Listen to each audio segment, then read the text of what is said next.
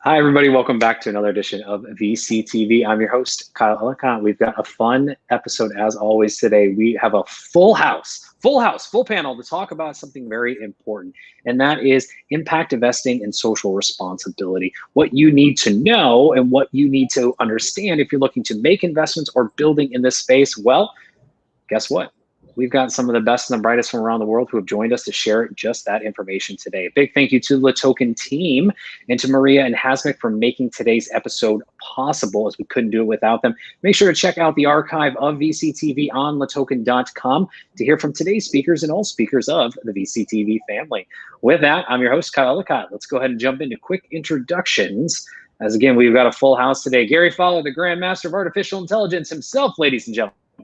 It's good to see you here, Kyle, and it was good to meet you in person a week ago or so. My name's Gary Fowler. I'm a serial entrepreneur and investor. I love artificial intelligence and quantum computing and cybersecurity. I've done 17 companies, been involved in 2 unicorns, Click Software, which was sold to Salesforce for $1.35 billion about less than 3 years ago, and also Eva.ai, an AI HR tech company. We curate companies from around the world. We believe that intellectual capacity is evenly spread, but opportunities aren't. I'm the CEO and co-founder of GSD Venture Studios, a premier AI and quantum venture studio located in Silicon Valley. And that's where I am. Thanks, Kyle. Wonderful. Thank you. Wendy Diamond, welcome back to the show. Big day for you today and all this week. You've got a lot going on. Tell us who you are, what you're doing for those who may not know you. Okay, I'm Wendy Diamond. This is my favorite topic. I'm a social entrepreneur my entire life. I don't do anything that is not going to make a positive impact in this world. I am a limited partner in 4 funds, 3 of which are in the crypto blockchain space that have all been like 500, 600 times X in the last a year and a half. And then also Earth First Food Ventures, which is in investing in cell agriculture and plant-based, et cetera. I'm also in about 20 startups. I love supporting women, and everything I do is making a positive imprint in this world. Thank you. Absolutely, and wonderful. Harsh, welcome back as well. Thank you, Wendy. Harsh, a little intro and a little background. Hey, Kyle, glad to be back. My name is Harsh Setia. I'm a venture partner with our Ventures and a founder of Startup Hackers. I essentially help early stage startups to kind of hit the ground running. We have a very successful Facebook group of 900 startup founders, and we are growing every since and helping them at the early stages. Currently, I'm primarily working with two startups right now, primarily in the clean tech space. So that's why today's panel makes absolute sense, because I believe climate change is going to be the biggest problem for the coming future decades. And one of them, I'm helping them raise a Series A and about $1 million for another company. So looking forward to an amazing discussion. Thank you. Absolutely wonderful. Thank you as well. Amit, welcome back to the show as well. A little intro, a little background for everybody.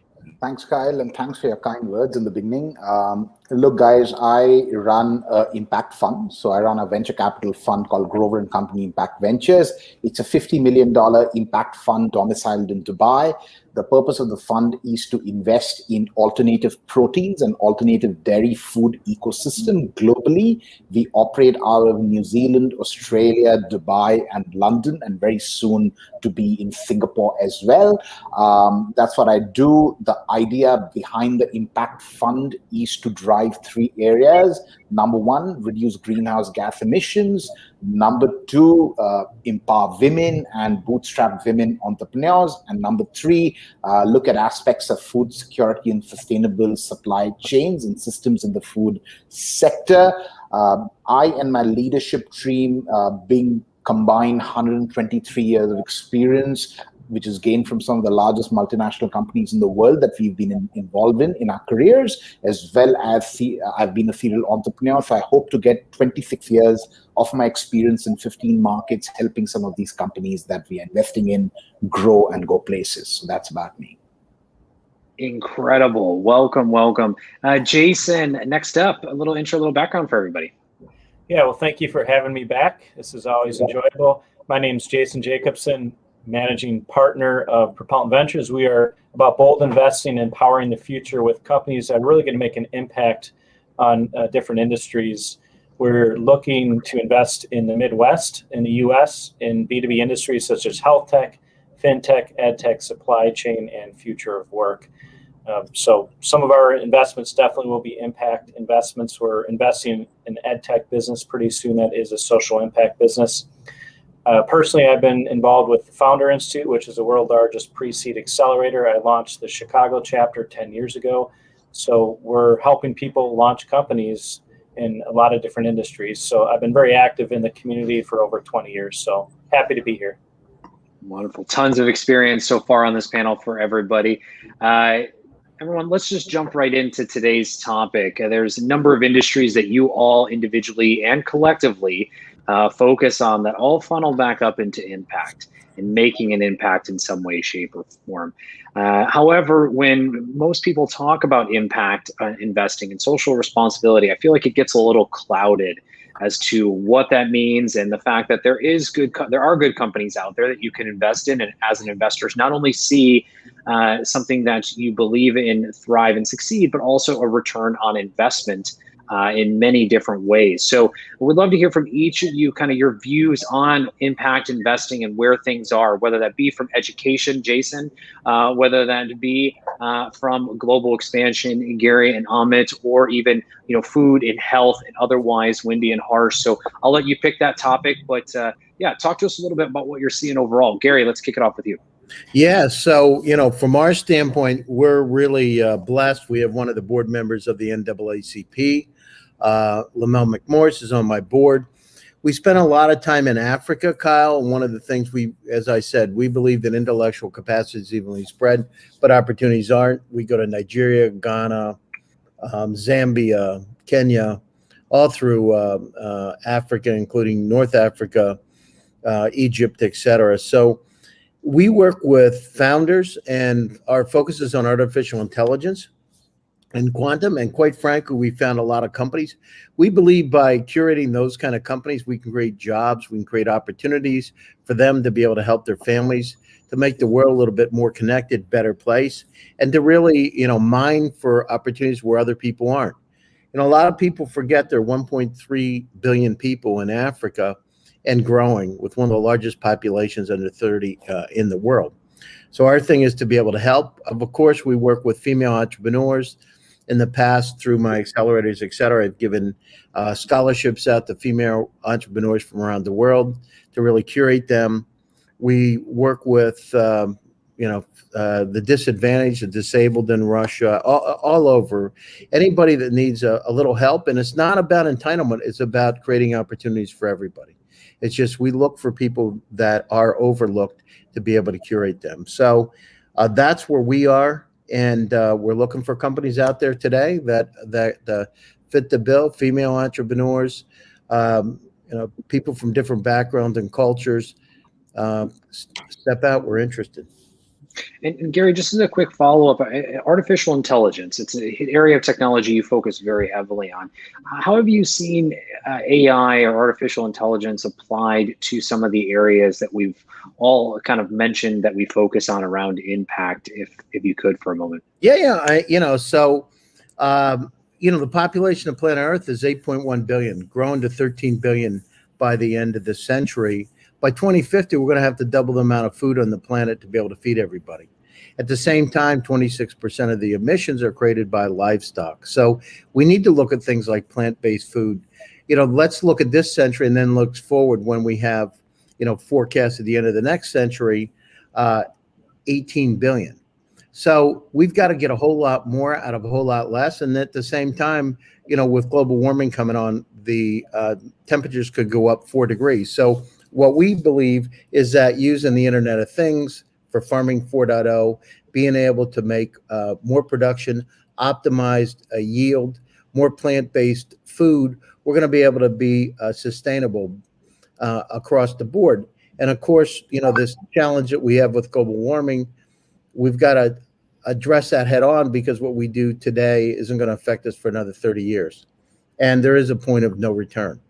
So, but going back to our basics is if we create jobs, high quality jobs where people can help themselves, educate the force, help them understand, help them go global using Silicon Valley as a port, we can make that dent in the universe. A lot of it's because there isn't enough education, and a lot of it is because people aren't tasked and put their feet to the fire across the world, governments, corporations, to be able to make a difference. And, you know, the beauty of it is we're resilient, and that, you know, I do see things changing, and people have been forced to be able to make a difference, and I like that.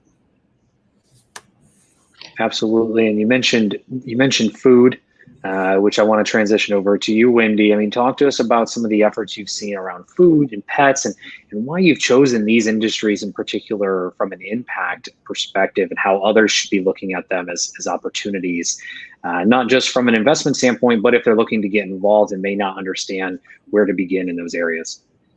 Right. So I, you know, my first, you know, in my life, you know, when I learned that 12 million animals were euthanized a year, and thinking about how I got into the pet world, 12 million animals were euthanized a year in America, right? And at that time, nobody was talking about adoption or rescue at all. It wasn't in the media. Advertisers didn't even have dogs in their commercials. This is how long ago it was. Not aging myself. Anyway, so fast forward, I created a media company because I knew if everyone in the world wants to help, you just got to make it easy for them. So if we bring awareness towards issues, whether it's, you know, animal rescue and adoption, or it's about, you know, climate change, and about, you know, how we need to literally look at our health and the way we eat, right? And so, you know, I've been an animal lover my whole life. So that's, you know, why I got into supporting animal rescue. And now I'm involved with a bunch of investing in a lot of companies that are like BasePaws, which is the 23andMe for pets, which is, you know, using genome and data to basically help create better food and health for your pets to live happier and healthier, longer lives. That's why I also invested in Earth First Food Ventures, because I'm a vegetarian my whole entire life since 7 years old. And so when I look at it, you know, Beyond Burger, Impossible Burger, yeah, those are great for the environment, but they're not so good for your, you know, you and your system and your digestive system. So what I would, you know, I'm looking at, you know, when I'm investing in anything I get involved with, it's about what I'm passionate about and what I really care about. And so, and that's how I just really look at everything I do in my life. That's outstanding. I want to come back. One of the companies you mentioned was the 23andMe for pets. I mean, Right. talk to us a little bit more about this. This is a very unique spin around technology and the pet care or pet industry, which, by the way, for those that don't know, is a multi-billion-dollar industry. It is not small, and something to not be disregarded by any means. It is huge. But Wendy, if you could share a little bit more about that particular company. I think this is a great intersection of, again, technology and science that people might not fully understand, if you could. Yeah, sure. I mean, if everybody's heard of Singularity, it was spun out of Singularity. The CEO is phenomenal, and a woman. And let's not forget Women's Entrepreneurship Day organization. Literally now, maybe 1.5% of venture dollars go towards women founders. I mean, we need to invest in women. And so Anna Skaya, who is the CEO, I was introduced to her. She's like a genius. She was the CEO of Groupon Russia. She created BasePaws to look at the fact if we can create and find and use all this data from the genome, et cetera, and the DNA, we can then partner. So one of the investors in this company also is, so when you think about it, they're, you know, looking at the data, how do we create food that is going to help our pets live happier and healthier, longer lives? These are like our children, people who have dogs. I mean, literally, my dog. Woo! So, you know, for me, looking at, you know, what's going on in the world, I think you've got to look at these entrepreneurs, and I especially like to focus on women because, you know, of my foundation, Women's Entrepreneurship Day organization, we're in 144 countries to empower women in business to alleviate poverty, and to economically empower them is probably the key to alleviating poverty. And so that's why I just kind of say, you know, when people are investing, really figure out what you're really passionate about. It could be health, you know, and that's one of the reasons also why I got into BasePaws, because I think it's very important. Like looking at the history of dog food is not very, you know, you're not going to really want to know what was going into dog food, right? But now you're seeing all these new vegan lines and all this new, these brands coming out that are changing the landscape of pet food, right? And so I think it's super, super important for everyone to like look at what, you know, what we eat is who we are, right? Our bodies are not meant to digest processed foods, and that goes also for our pets. Wonderful. Thank you very, very, very much. And maybe coming back to blockchain in just a moment. But with that being said, actually, yes, there we go. All right. Sorry, I had a small technical delay there. With that being said, Ahmed, I want to come to you next. You have vast amounts of experience, years of experience in many different industries. And again, this is something of focus for you. Talk to us about what you're seeing change now around impact investing from all the years you've been focused on it to where it is today. Well, I mean, Kyle, I think it's a great time for impact investing. I mean, honestly, in the last 3 to 4 years, I mean, it's been going on for the last 10 years, and we've seen an upward trend in companies and VCs, and by and large, investments getting channelized towards a broader purpose, whether it's ESG or it's SDGs. That trend has been kind of quite positive, but especially in the last 2.5 years, behind the pandemic, and accelerated by the pandemic, we're seeing some great kind of movement in that area. Now, I'm not really plugged in and tuned into other sectors of social and environmental impact, but I can talk about the sector that I'm involved in, especially alternative proteins and alternative dairy. I mean, it's really an amazing time for this industry. We've seen heaps of innovation happening. We've seen, huge investments getting driven by VCs.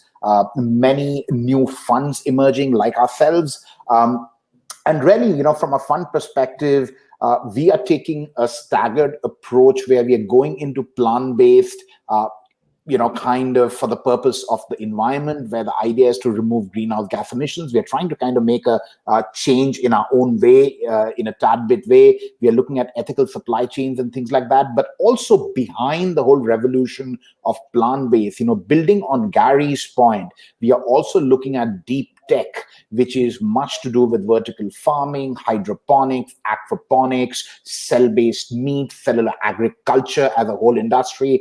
And it's got to kind of step up. We got to take the pressure off the land. End of the day, the amount of cultivation the land is used for, or livestock land is used for, that's got to be kind of decreased to balance the environment out. So it's really a very interesting time where a lot of investments are going into plant-based and then kind of getting channelized into the next revolution, which is cellular agriculture, and obviously supported by artificial intelligence to a great extent. So I personally am seeing an amazing trend. I mean, just recently I read a report from Temasek Singapore, which is a sovereign wealth fund of Singapore. I think impact investments have gone up as has $800 billion as of 2021. So I personally think it's a phenomenal time. I think a lot of this going the next 10 years are going to be driven by impact. And we definitely want to be in the center of it.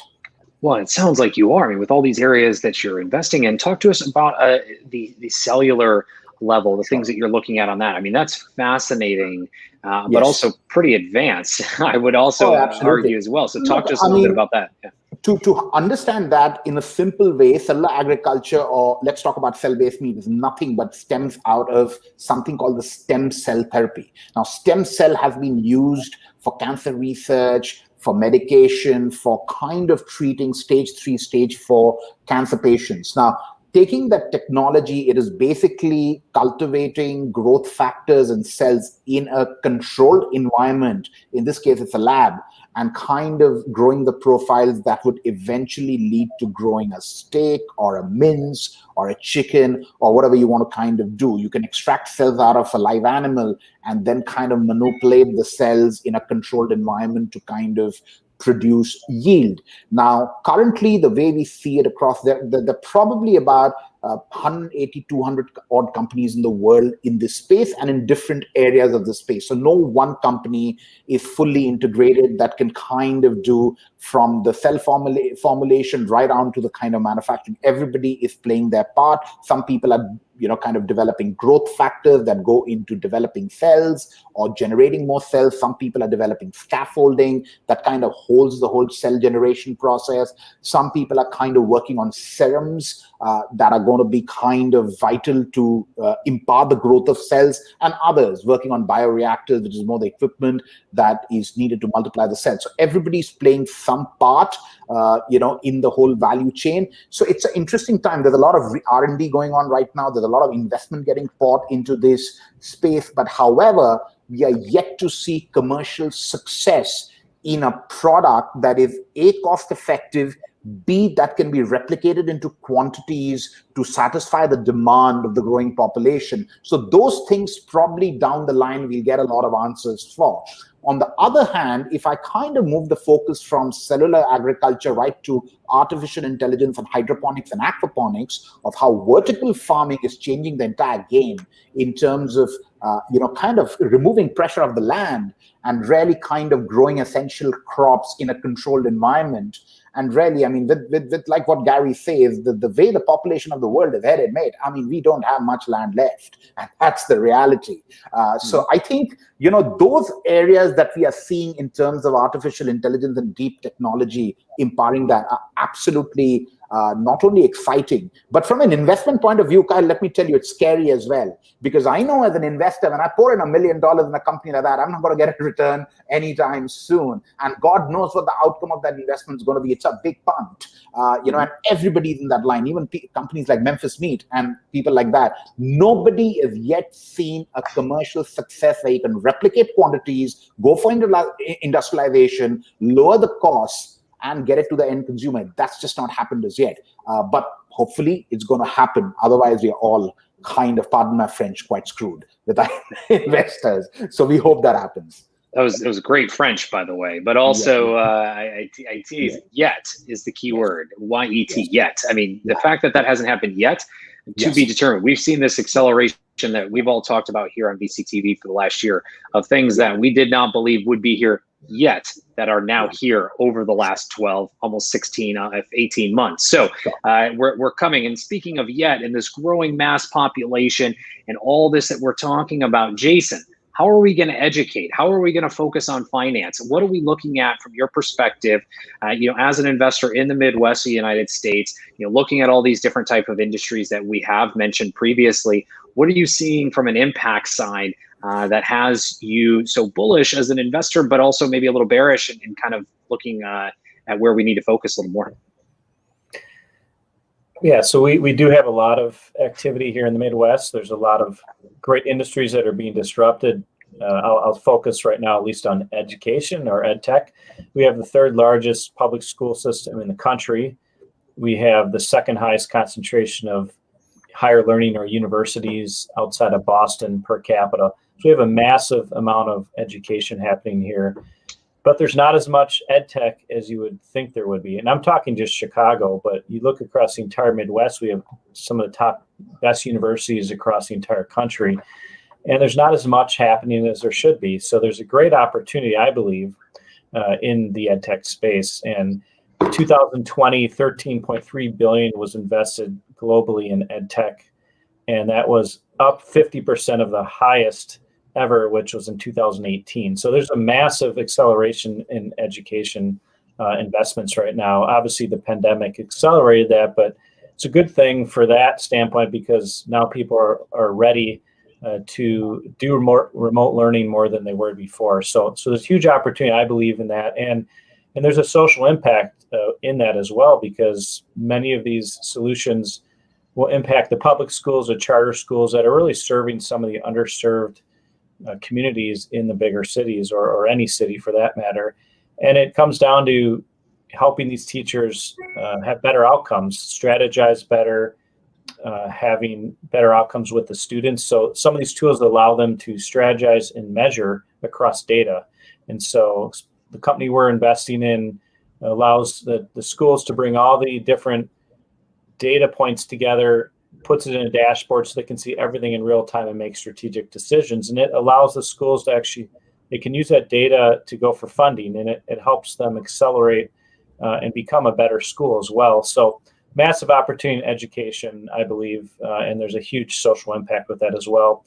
And Gary mentioned it a little bit earlier, but just investing in underrepresented founders that can have huge impacts on some certain communities in certain cities. And we have ton of efforts like that happening in the Midwest. And we actually just had a panel for our fund yesterday on investing in underrepresented founders, how we believe it's a huge opportunity. There are a lot of great founders, whether it's founders of color, whether it's women founders that are building great businesses and they may not have the same access to investments or investors as other founders. And so huge opportunity, untapped potential to really find some great opportunities across, a diverse set of entrepreneurs. So absolutely. I will end there. Yeah. No, it's great. I was going to say, and speaking of opportunities and discovering and finding these with ease, Wendy, I want to come to you real quick. You just recently made an investment in a great company. You mentioned this on LinkedIn, so I'm pulling it from there. But you want to tell us a little bit about this company and kind of how it transitions into a little bit of what Jason is talking about. Right. One of the companies I just invested in is called Open Grants. And if you just go to opengrants.io, they're disrupting the $1 trillion available in non-diluted free money, right? For doctors, for entrepreneurs. There's so much out there that people don't even know how to access, right? So what this platform is doing is using AI, blockchain, and enabling people to sign up, apply for grants, have their profile be alerted when new grants show up. This is partnerships with the government, everybody, and foundations, and Bill and Melinda Gates Foundation, et cetera. So it can enable everyone to have access and easy access to non-dilutive funding, which I think is super important. And there's so many opportunities for, underrepresented founders, especially minorities and women.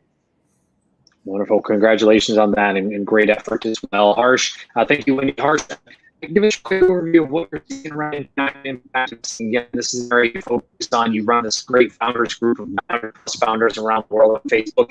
Tell us about what you're seeing in the impact and social responsibility space. Got it. So right now I'm actually working in the EV and the clean tech space a lot, right? In India, EV is absolutely booming, and the kind of growth that we are seeing, it's absolutely staggering, right? We already have EV bikes and all that. So the idea is to kind of make it EV more sustainable and create a much more sustainable charging infrastructure, right? Because what tends to happen is, I'm sure as many must be familiar, the EV charging infrastructure is not a very sustainable economic model, right? So how do we make that sustainable, that the investors do kind of see some sort of returns? Those are the kind of business models that we are working on. Additionally, the main focus has to be, right now, if you look at it, the biggest threat to the world right now has to be climate change. The way the climate is deteriorating as quickly as possible, as Gary and Amit really pointed out earlier, right? We really need to make a lot of changes over there.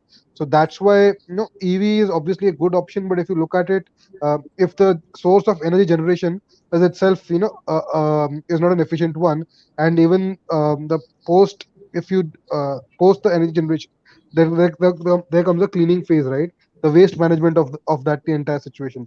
So unless we kind of manage that properly, it's not going to work properly. So for example, in the EV space, for example, right now the biggest problem that we are using is lithium-ion batteries, right? Lithium-ion batteries are not only not very efficient right now. Additionally, post the battery are completely used up and completely past their life cycle, how do we kind of handle the disposal, right now one of the major problems which the world is facing is the massive mounds of waste, right? How do you kind of dispose all that waste in an organic way without creating too much impact for the governments and on the planet? So these are, I believe, some of the major areas that you need to focus on. Try to identify, even if you're doing EV, how can you make it, come up with better sources of energy efficiency, and how do you handle the waste after that, which is generated after using the EV cars. Another company which I'm working with, it's actually a Canada-based company, helping them with their Series A. They are trying to, create a very efficient way of the glass screens that we see, right? How do you use the shades? How do you use the glasses so that you minimize the use of electricity? And how can you conserve electricity? And that will proportionally to lesser use of electricity, and definitely further help not only in cost savings but also in terms of energy consumption, right? So these are the kind of innovations which are absolutely necessary at this point of time, because without this it's going to be extremely difficult to sustain in the longer run. Mm-hmm.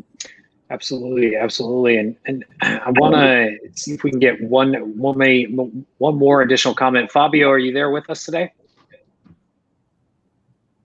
Okay, we might have lost Fabio. We do have one additional guest I want to quickly introduce everybody here in just a moment. But as we do, Dr. Amaj, welcome to the show. If you can, just a quick 1 to 2 minute pitch as to kind of what you and your team are building, and then we'll continue to move on with closing thoughts from each of you today, as I want to be conscious of time. Dr. Amaj, a quick 1 to 2 minutes here on what your team are building.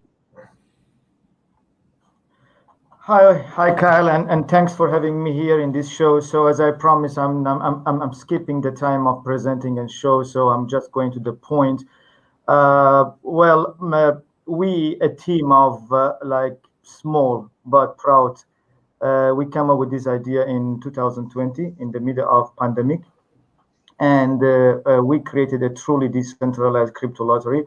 I mean by a small and proud team where 60% of the team is represented by women. So we created a truly decentralized lottery platform by knowing and researching on the pain points that public going through with centralized lotteries. A truly decentralized lottery that is also benefiting a community by its staking plus, for the first time introducing a staking plus reward program. The ultimate goal of the blockchain is the mass adoption. It's not going to happen by replacing the existing rules with new one, right? So we need to try, to optimize and enhance the current model. So that's what actually we try to do, still benefiting from the traditional elements and mixing with the power of blockchain technology and eliminating the middle person, coming up with, for the first of its kind, a truly decentralized lottery platform. Outstanding. Congratulations on that. Where can everyone go to find out more about the company? Do you have a website, or what's the URL that people could go to if you could? Yes, information can be retrieved on our gaming platform and also a project platform. So for information on project, you can go to mylotocoin.io, and for gaming, you can go to mylotocoin.com. With the handler of MyLotoCoin, you can also have the access to our official social medias, Twitter, LinkedIn, Telegram, to name a few. Wonderful. My LATOKEN, for those tuning in, thank you very much, Dr. Amaj. Really appreciate it. Wendy, I want to come to you for closing thoughts. Any feedback from Dr. Amaj, but also closing thoughts. What else has you excited about Impact? Anything that you want those out there on how to get started if they haven't made some impact-based investment? And then, of course, be fun. Right. Doctor, I would love to see it. I know a lot about lottery.com, and I know that whole, industry. Actually, funny enough, a friend of mine is married to somebody that's on the board of a lot of those for the governments. But anyways, fast forward, I'm just excited. I'm just excited about life. I see what's happening in this world. I see positive changes. I see Unilever, I see Purina, I see all these big companies coming in and investing in and fighting climate change and companies and creating incubators. I see all the big funds every day. I'm meeting with funds, whether it's BlackRock, whether it's Goldman Sachs, that are all investing real huge money, billions of dollars into this space. So I think I see positive things happening, whether it's for people who are, entrepreneurs at seed stage or Series B or whatever it might be. I feel like there's a lot of opportunity. I'm very excited to see the future, and definitely interested in anything that I can, you can just find me at wendydiamond.com, and you can see all the companies I've invested in and all the funds I've invested in, and my social media as well.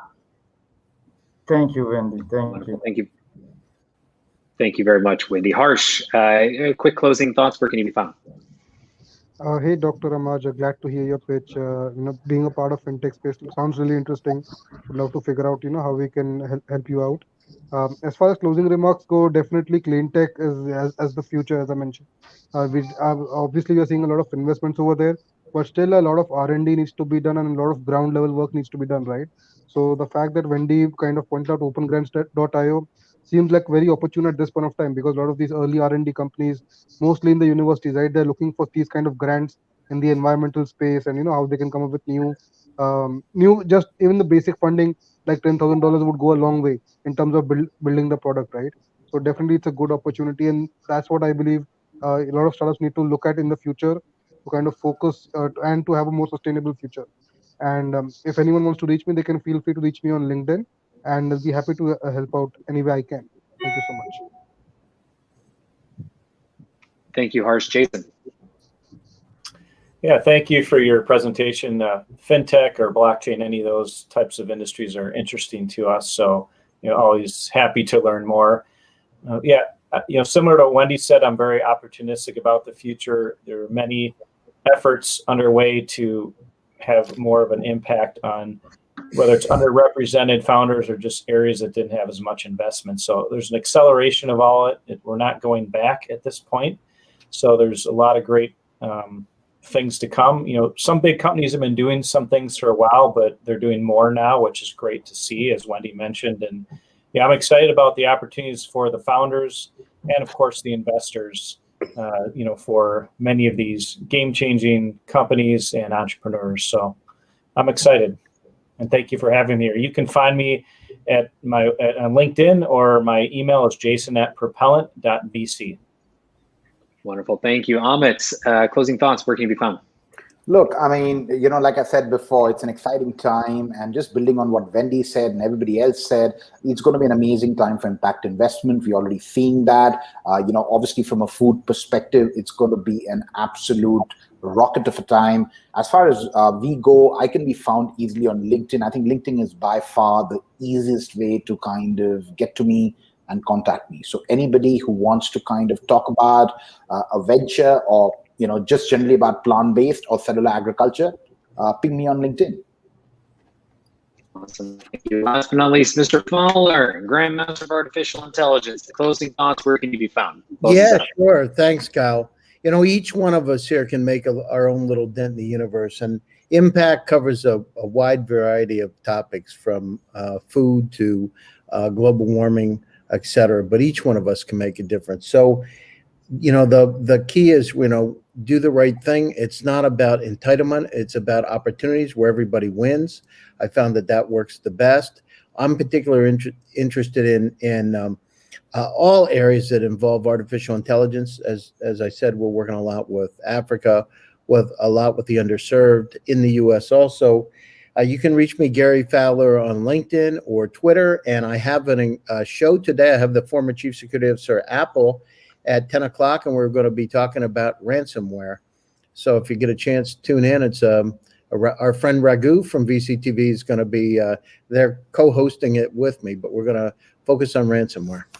Wonderful. Everyone, thank you very much for your thoughts and insights around impact investing and social responsibility, and for your time today here on VCTV to share those insights and directions to where we're going today and here in the future as well. To our audience, thank you so much for tuning in. If you like what you heard, make sure you click subscribe, like, and share today's episode, and also check out the archive on LATOKEN.com. Again, a big thank you to the LATOKEN team and to Maria and Hasmik for making today's episode possible. I'm your host, Kyle Ellicott. Please do reach out to myself and all of our outstanding panelists today on LinkedIn, Twitter, and all the social media. Respectfully, we'd love to hear from you, but please make sure to add context where you heard us, where you met us, and what you would like to continue the conversation about, so we can make it effective for everybody. With that, everyone have a wonderful day, and we'll see you back here tomorrow with more VCTV. Take care, everybody. Bye-bye.